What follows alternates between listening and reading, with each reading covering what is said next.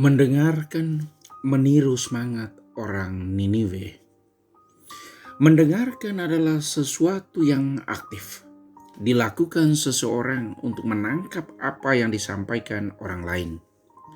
Dalam mendengarkan, ada pendengar aktif dan ada pendengar pasif. Pendengar aktif yaitu dia yang sungguh fokus pada apa yang dikatakan, memperhatikannya, dan kemudian mengambil hikmahnya. Sedangkan pendengar pasif adalah dia yang mendengar tidak dengan sungguh, dan bahkan dia tidak memberi perhatian yang serius terhadap apa yang dikatakan. Contoh pendengar yang aktif adalah orang Niniwe.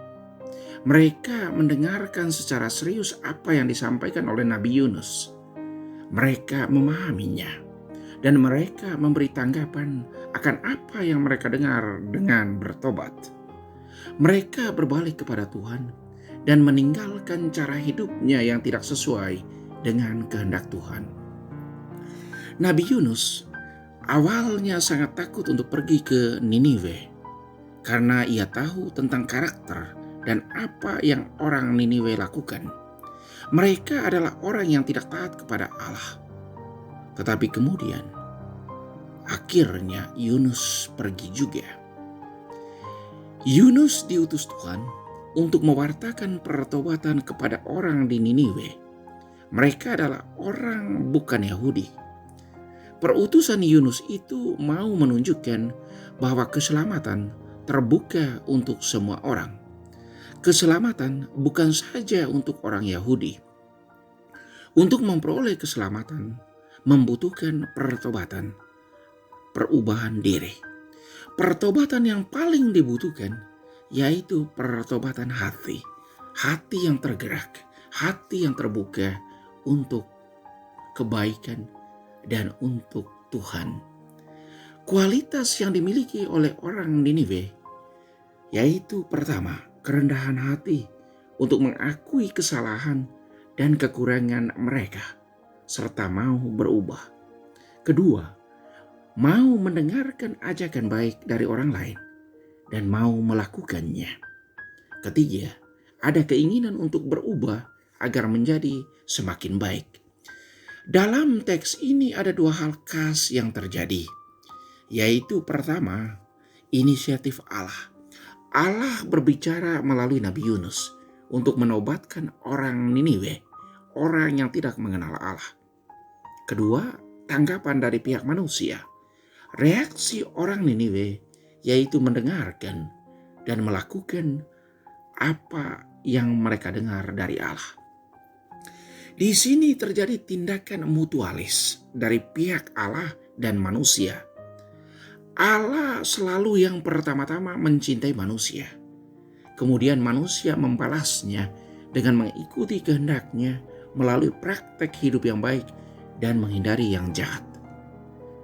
Kemajuan serta perubahan dalam keluarga, dalam masyarakat, dalam negara, atau dalam gereja terjadi kalau orang mau mendengarkan, memperbaiki, dan mengikuti hal yang baik. Agar hal ini bisa menjadi milik setiap orang, maka perlu kerendahan hati serta penyesalan untuk segala kesalahan dan ketidakpantasan kita di hadapan Allah. Penyesalan itu harus dihidupi. Kita harus saling memaafkan satu sama lain. Dengan saling memaafkan, kita akan menjadi orang yang dipenuhi dengan damai dan sukacita. Dalam gereja, hal yang sama dibutuhkan.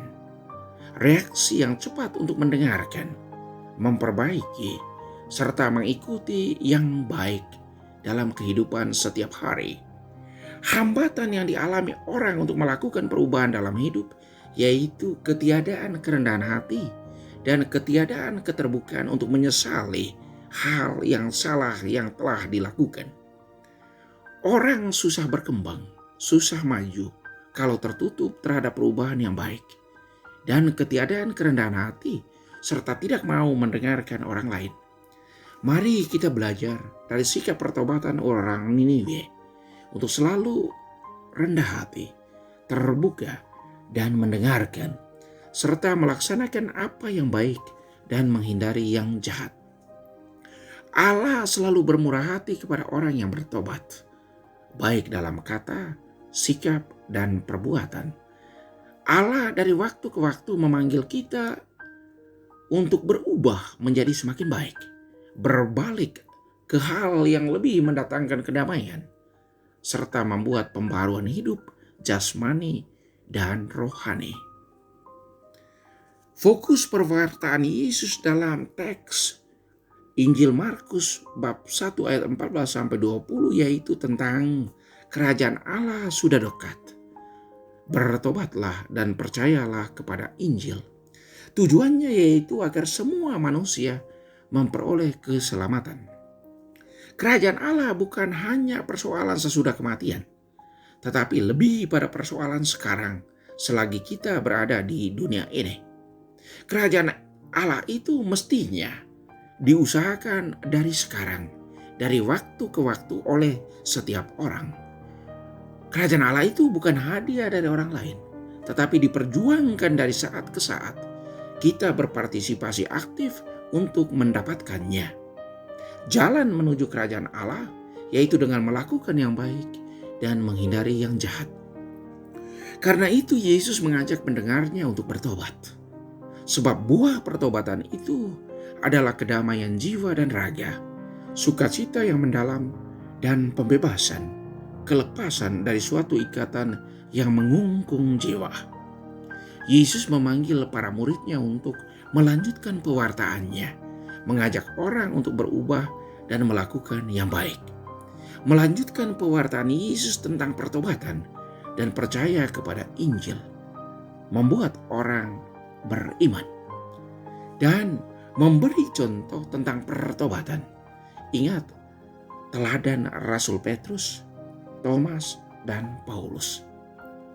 Para murid dipanggil untuk menjadi orang yang berada di depan untuk memberi contoh, yang berada di tengah untuk membaur dengan orang lain, dan yang berada di belakang untuk memberi dorongan, untuk memberi semangat tentang Yesus dan ajarannya, tentang menjadi warga kerajaan Allah. Kita semua dipanggil untuk menjadi murid yang terus belajar dari Yesus, Sang Pemimpin Agung, Guru sejati. Mari kita bertobat dan membaharui diri kita mulai dari saat ini. Tuhan memberkati.